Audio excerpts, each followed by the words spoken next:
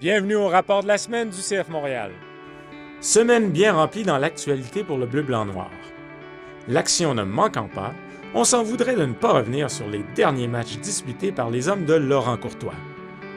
D'abord, une défaite sans appel aux dépens du Nashville Soccer Club lors du déplacement en MLS le week-end dernier.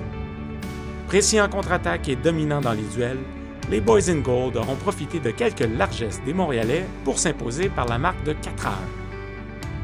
Le calendrier chargé du mois de mai possède ce bon côté de ne pas laisser le temps à l'équipe de ruminer longtemps un match qu'on préfère oublier. Pour une 4e année consécutive, le CF Montréal affrontait donc mardi Forge FC de Hamilton pour amorcer la ronde quart de finale du championnat canadien TELUS. Après avoir concédé le premier but aux locaux sur une frappe de l'ancien joueur montréalais David Choinière, la troupe de Laurent Courtois sera parvenue à égaliser en deuxième mi-temps grâce à un but de Bryce Duke. Yeah, I mean, we've got, I think it was 9 games in 30 days. So it's going to be a busy month. It's going to go quick. Got to focus on recovery and just take each game at a time. Le match retour de ce quart de finale aura lieu le mercredi 22 mai au Stade Saputo. On soulignera au passage la première apparition dans les rangs professionnels pour Alessandro Biello, entré en jeu dans le dernier quart d'heure du match. Pour la petite histoire, son père Mauro avait disputé le premier de ses 344 matchs avec le club il y a plus de 30 ans, soit le 14 juillet 1993. L'adversaire cette semaine en MLS est l'Inter Miami. Le club floridien a le vent dans les voiles par les temps qui courent.